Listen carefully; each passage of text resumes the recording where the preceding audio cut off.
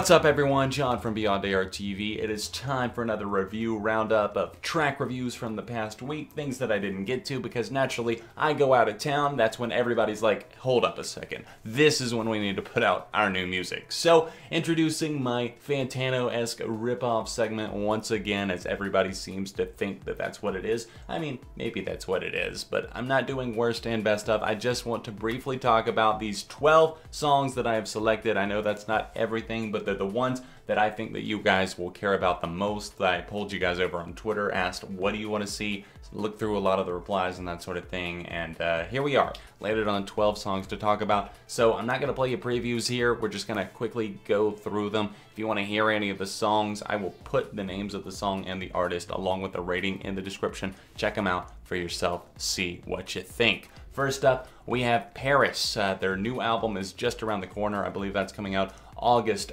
4th. I keep fucking up the name of the album, so I'm not even going to try to say it. I keep getting the heaven and hell part backwards. But anyways, this new song is the third song that they've released overall, and it's called Half. You guys probably know I do not listen to more than 2 songs before a project comes out, if I can help it. And here I actually missed the last song, so I just decided to check this one out. Obviously, I heard the lead-off single and enjoyed that, and here on Half, I'm once again kind of impressed. This is something where Lynn Gunn is really taking control on the vocals. She sounds great. The guitars, the drums really stand out to me, and that chorus kicks big time. This song is a rocker. I cannot wait to hear the album. I think it's going to be really good. This one is getting a 4 out of 5 from me. Next up, we have Vance Joy. Hadn't heard from him in a while. Kind of acoustic, rock, alternative, very quiet, almost singer-songwriter type artist. His album came out, I believe, in 2014. I did cover it, and I thought there were some great songs on there. Obviously, Riptide was kind of undeniable, but also some songs that went a little bit underrated, like Red Eye. Just a enjoyable project overall, and this new one is called Lay It On Me, and it's relatively catchy. It's a little bit different. It progresses in terms of the instrumentation that he uses, and I think that the horns are a nice touch. It's just that lyrically this one feels a bit too safe, and we're in this rut right now where singer-songwriters are like making their acoustic guitar like try to form loops and beats to create songs, and we'll talk about that again in a minute. But I think that here it didn't quite work out to his favor, and I'm getting tired of that cliche already. Please, singer-songwriters, let's jump away from that. Actually, you know, use chord progressions instead of just doing loops and that sort of thing. And not to say that this song doesn't go anywhere, it just kind of gets a bit monotonous for me. I'm gonna have to say it's one of those songs that maybe will grow on you a bit, but overall I'm gonna go with a 3 to rate that one. Next we have some pop songs for you, Selena Gomez and Demi Lovato. Let's talk about Selena first. She's got a track in collaboration with Gucci Mane. New album coming out soon. A Bad Liar was a great song in my opinion, at least very cool in the sense that she sampled a Talking Heads bass line, but here she's got the track Fetish. And if you don't know what a fetish is, it's kind of like an obsession, but it's often frequently used in a sexual manner for something that maybe somebody likes for gratification, whatever makes you happy, something that you're obsessed with. And here she's kind of relating it to the fact that, you know, you've got a fetish for me. And oh my god, it's just, it's a little bit weird because it's kind of repetitive in its lyrics, and it seems centered on the same thing, and the musicality of the track and the instrumental here is kind of running in circles, so all I'm left to focus on is kind of the weird lyrical content where I feel like pop is just running out of buzzwords to really hone in on, and here they just landed on fetish and went with it. And yeah, compared to Bad Liar, this is kind of a tank in my opinion, so hoping for better things from Selena in the near future. This is getting a 2.5 from me, and Gucci Mane's verse wasn't really doing it any favors. I'm not exactly sure why they recruited him, of all people, or why he's becoming popular again for features. Just dialing him up, apparently, ever since he got that hit with Ray Shrimmerd on Black Beatles. Next up, we have Demi Lovato. Like I mentioned, her song Sorry Not Sorry. That's definitely the better of the two. big pop singers that put out singles this week, in my opinion. Sorry Not Sorry, I'm assuming is the lead single from an upcoming EP, album, some sort of project. With all of the songs coming out this week, it's hard to keep it all straight in my head as to what exactly is going on with each individual artist or band. But Sorry Not Sorry is one of the first that I heard. I heard this actually before I left. Just did not have time to do a track review. I had other videos that I was working on. But Sorry Not Sorry is one that actually sounds very good vocally. It might be a bit cheesy in what it has to offer with the lyrics and that sort of thing. But you know, the bass, the bumping, like to instrumental of the tune, really everything comes together to sound pretty good. I kind of like the backing vocals that almost sound maybe a little bit like something like the gospel choir from No Problem by Chance the Rapper. Not exactly like that, but that's the closest thing I can think to compare it to off the top of my head. I think it's a pretty solid single entry for Demi Lovato. Nothing blowing me away by any means, and she's definitely strayed into a new musical territory, but for me, I'm gonna have to go with a 3, maybe even a light 3.5 out of 5 on this single, Sorry Not Sorry. Next up, we have 9 Inch Nails, actually. They are back with a new EP, and yeah, I'm feeling actually very excited. I'm excited to hear this new EP that's coming out. It's just around the corner. It's called Add Violence, actually probably just a few days away whenever I'm recording this video. And this is the second EP in a planned trilogy. Look for another one of those probably late this year or else early 2018. This isn't just another track that feels fresh from Trent Reznor and Atticus Ross. Now that Atticus has been added as a full-time member, I think that they're doing great things together. If you've ever seen any of their film scores, this kind of reminds me of that in the way that the synthesizers build up. There's some loud guitars, just kind of a wall coming in there. A really cool tune. I think that it kind of has this buzzing chorus that just whirs on, and Reznor's voice up against that sounds more like classic 9 Inch Nails. I really enjoyed the EP, not the actual events last year. Fantastic comeback for them after some time off, and this once again has me very excited. It's not by any means the best of 9 Inch Nails, but this far into Trent Reznor's career, if he's still able to put out stuff of this quality, yeah, you should be excited. This song is getting a 4 from me. Next, we're taking kind of a nosedive off of a cliff from there in the terms of rock music and that sort of thing. Sleeping with Sirens, aka Kellen Quinn and company, have a new song out that's apparently being used for the Winter Olympics. Who would have guessed, considering it's the most repetitive piece of shit I've probably heard all year long. I've never been a huge fan of these guys, but even their last album, Madness, even though it was poppier, it still had a few good songs on it, but his voice just kind of gets to me on this one. And the main thing, other than obviously the incredibly monotonous and just lukewarm, lackluster instrumental, it is the lyrical content on this new song, Legends. My God, it is generic. I mean, whenever I would want to get pumped up for something, I would actually want to hear something like maybe Remember the Name by Fort Minor or something else that it became an anthem for a reason, instead of these songs like Legends or these Imagine Dragons tracks. Just, good God, they bore me to fucking tears. And I sit here listening to Legends, and you think about that. This is the same band that put out some of the stuff like If You Can't Hang and some of their heavier material as well. I don't know. I don't exactly know what their career trajectory or goal is at this point, but if I hear them say the word remember, like one more time, I'm gonna throw them out the window. I'm gonna go physically find Kellen Quinn and throw him out of like a first floor window. I don't want him to get hurt, but you get the point. The song is not good. It is very bad. It is very boring. And yeah, I think just from the reaction that I've been seeing to my tweet, just pretty much dismissing it on Twitter, even the hardcore fans aren't defending this one. So another bad one here. I'm going to give this a 1 out of 5. Next up, let's take a turn for a little bit more positive. I've got the new OneRepublic song, Rich Love with Sieb.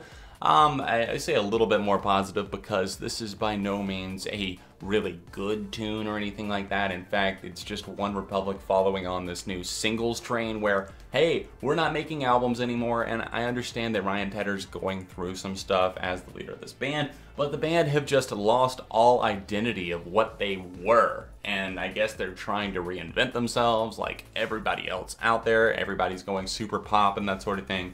And I'm just sick of it at this point because the majority of the songs on this list today, I'm giving like a 3 out of 5, 2.5, 3.5. Most of it is just lukewarm stuff, and I'm tired of it. I'm tired of just listening to the same old, same old. And OneRepublic's Rich Love is not a bad song per se. It's just dull. It's dull. I get tired of it just like immediately, and it's just like they're trying to get a hit like Mike Posner did whenever Sieb remixed I Took a Pill at Ibiza. The only thing is that song actually had heart and emotion to it in its original form, and Sieb was able to lift something else out of it. And here, this song didn't have that initially, so there's, I guess, only so much that he can do, and it just seems like it goes to kind of a standard drop and chorus and the whole boring thing that we're at in 2016, 2017. So, I don't know. 2.5 out of 5 for Rich Love, maybe even a light 3. I don't know. I'd be curious to see what the hardcore fans are thinking, but I'm kind of over OneRepublic at this point. Let's jump back into somebody who's doing things right in the world of pop, and one of the best surprises of the week, once again for me, Kesha with Woman, featuring the Dap Kings horns. This is an incredible matchup, a pairing that I did not see coming. I'm very excited for Rainbow. Obviously, I'm a big Kesha fan, and I know that might surprise some, especially if you're new to my channel. Yeah, I actually really like her. She just kind of stands out to me with kind of the griminess and the grittiness. And I'm happy to see her back with Praying, taking a stance on everything that's happened to her in the past few years with the Dr. Luke situation. And here, she's back on Woman with an empowering feminist-filled anthem that really just puts its foot down, saying, I'm a motherfucking woman, I'm gonna take my stand. And for most artists, I would probably find this kind of annoying, like, oh god, another message like that. And like, not that there's anything inherently wrong with it, I just feel like sometimes subtlety is a better way to go for things, especially with everybody just making all these declarations and things that I don't agree with on Twitter, like the whole, well, you know, down with men, men suck, every man is a rapist, and that sort of thing. Don't agree with the radical feminists at all, but there's nothing wrong with feminism in and of itself. Obviously, this new track, Woman, is different for Kesha because it sounds like a weird fusion between pop and obviously the horn section, thanks to her featured guest here, and just a big roaring hook. And I think the closest thing that I could compare it to in Kesha's discography is a bonus track from her last album, Warrior. It's called Gold Trans Am, and that is one of my favorite Kesha tunes. Here on Woman, it's grown on me more and more. Just the way that she exclaims things like, I'm a motherfucker. I don't know. It just has a huge ring to it. I keep listening to it, and I think I'm going to keep coming back even more before the record. I'd be inclined to give this one a 4, maybe even with time a light 4.5 out of 5. What else do we have on the list today? We have The Script, a long-forgotten band that a lot of people were asking me to talk about. It's called Rain, their comeback single. I think it's their first thing since 2014. And I really didn't even know what was going on with them. Not that I've ever really cared that much, but you guys seemed interested, so I decided to check it out. And this new song, Rain, just feels a little bit odd from what I know of the band. I know some of their bigger hits like Break Even and The Man Who Can't Be Moved. And I like those songs, even though they're kind of cheesy. I like the over-the-top dramatics. It's something that was fun to listen to, and you could actually feel some sort of emotion. And here, it just seems like they're trying to play it cool like everybody else on Rain. And I don't know, even though there is something that they're wanting to convey in the lyrical content with the message and the story of the song, I just kind of feel like it falls a bit flat. I don't know. It just feels a bit excessive with the kind of random language. It's like hearing your dad curse, especially if your dad's older and a bit more conservative. But for me, I'd have to say maybe a 2.5 out of this for this one. It's just, I don't know. Like I said, so many songs, like 2.5, 3 out of 5. I don't know. I'm saying I don't know a lot because I really don't know what else to say to fill in the blanks on some of these songs. They're boring. That's all there is to it. Let's keep going. Echosmith Goodbye. You guys probably know that I wasn't a huge fan of Talking Dreams, especially not the song I Wish That I Could Be Like the Cool Kids. I always hated and detested that song. Every time I heard it on the radio or somewhere in public, I wanted to go drive off of a cliff somewhere. I never did that, obviously, but they're back for their new song that's actually quite a bit better, in my opinion. It starts off with kind of that guitar loop thing that I'm talking about, but it actually has something there. There's like some synthesizers and kind of an added bass line that actually makes it all add up, and their lead singer Sydney's vocals here are kind of stepped up in a way. I mean, not that they were always bad on Talking Dreams. I actually thought that there were actually some very good songs on that record that showed a lot of potential. It's just that the singles that they chose were just kind of middle of the road territory. This is better. It's not amazing, it's not blowing me away, but still, strong hook on it. I like the verses that build up, and it could be a bit more inventive and creative. They need to step out of their box a bit more, but this is a step in the right direction, so I'm going to give this a 3.5, and I'll definitely check out their record whenever it lands, September 21st, I believe it is. Next up, we have the Struts, a UK rock band with their new song, One Night Only. This one was something that I didn't even know was coming out, and then I was just looking through Spotify's new release section, and I was like, oh, well, this is here. Let's check this out. And it's definitely maybe more of a bit theatrical vibe, a little bit more piano-based and that sort of thing. The theatrics are played up, dialed up a bit, and I think that they kind of stepped away a bit from rock, maybe went a little more on the pop side of things, and not that they never did that on their last album, but still.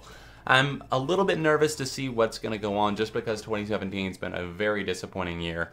This is kind of a tame tune for the Struts, but at the same time, I mean, there's still the lead singer's presence on this one. He still rolls his R in the middle of the song, and I love it whenever he does that. It's entertaining to an extent, but I don't see this having the staying power and the gravity that their last record and some of those songs do. I mean, I still listen to Kiss This to this day, so that says something right there.